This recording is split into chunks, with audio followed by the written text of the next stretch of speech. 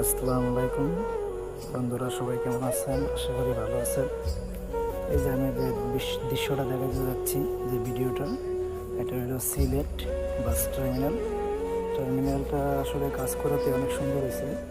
আগে একসময় বাসগুলি সব এলোমেলো ছিল, এখন কিন্তু বাসগুলি সবাই একটা নির্দিষ্ট টান পাইছে। সবগুলি এখন যার যার সেভে আছে, সুন্দর একটা পরিবেশ করছে। জায়গাটা অনেক ভালো এবং যাত্রীদের জন্য খুব ভালো সুবিধা আছে ভিতরে। এবং আগে তো অনেক নোংরা পরিবেশ ছিল, এখন একটু ভালো হয়েছে।